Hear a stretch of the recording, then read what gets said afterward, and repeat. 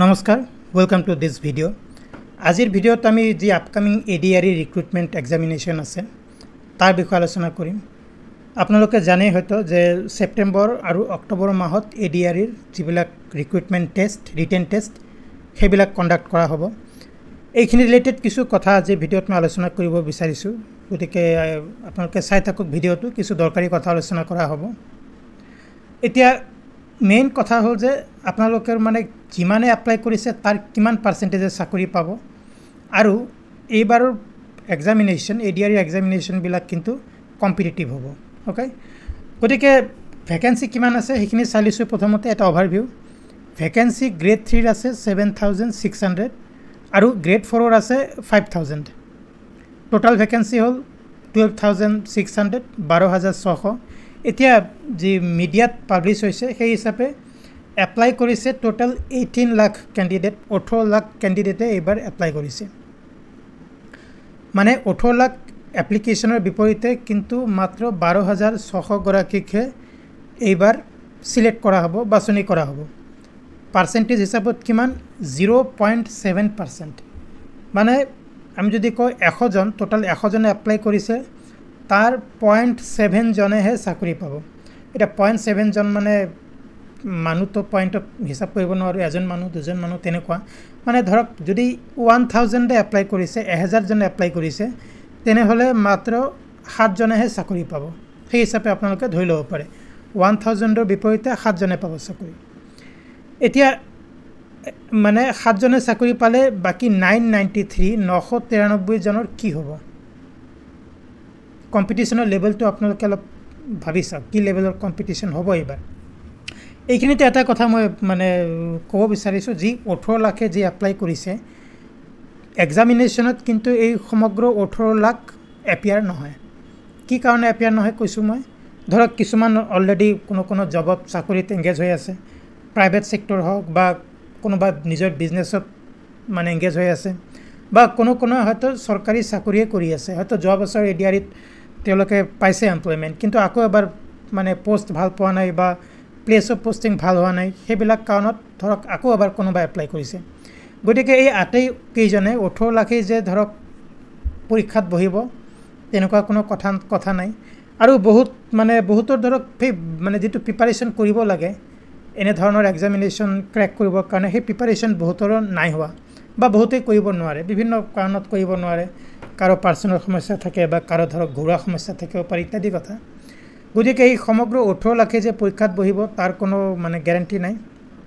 তথাপিও ধৰি লওক যে 2-3 লাখ মান হয়তো সাগে পৰীক্ষাত নবহে ধৰি লওক 15% হে 15% নহয় মানে 15 লাখ সে আপোনাৰ পৰীক্ষাত বহিব ধৰি লৈছো 15 লাখ 2-3 লাখ ধৰক বিভিন্ন কাৰণত বহিব পৰা নাই বা বহিব নোৱাৰে গতিকে কিন্তু তথাপিও 1% ৰ তলতহে ৰিক্ৰুটমেন্ট হ'ব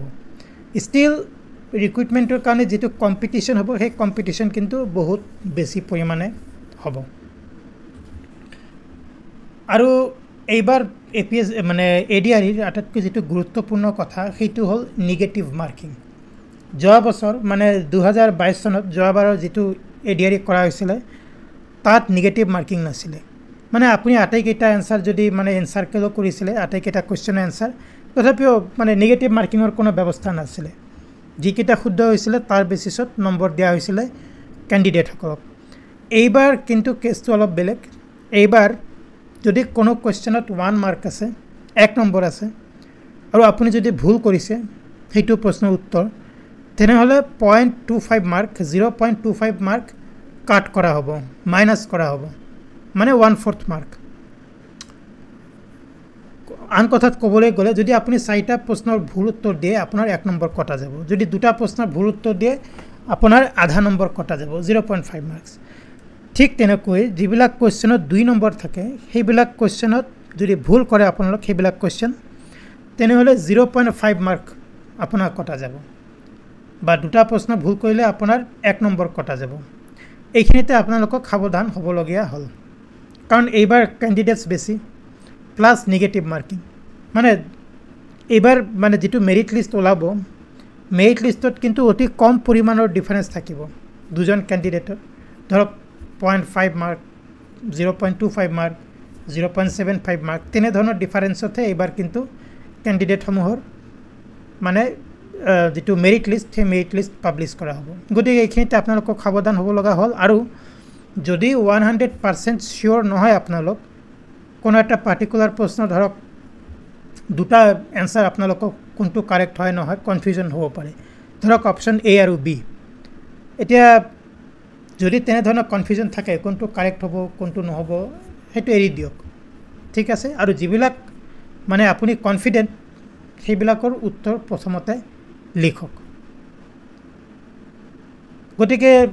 এইখিনি চাব গুৰুত্বপূৰ্ণ বস্তু এবাৰ যি নিগেটিভ মাৰ্কিং হ'ব এডিআৰিত আৰু প্ৰিপাৰেশ্যন যদি আপোনালোকে ধৰক বহুতেই দিব বিচাৰিছে এপ্লাই কৰিছে অলৰেডি প্ৰিপাৰেশ্যন যদি আৰম্ভ কৰা নাই ইমিডিয়েট মানে ষ্টাৰ্ট কৰক প্ৰিপাৰেশ্যন দুমাহৰো সময় নাই 2 মাহ মানে আছে কাৰণ গ্ৰেড 4 এক্সামবিলাক অক্টোবৰত কৰা হ'ব গ্ৰেড 3 বিলাক ছেপ্টেম্বৰত কৰা হ'ব গতিকে 2 মাহ সময় আছে গ্ৰেড 3 আৰু গ্ৰেড 4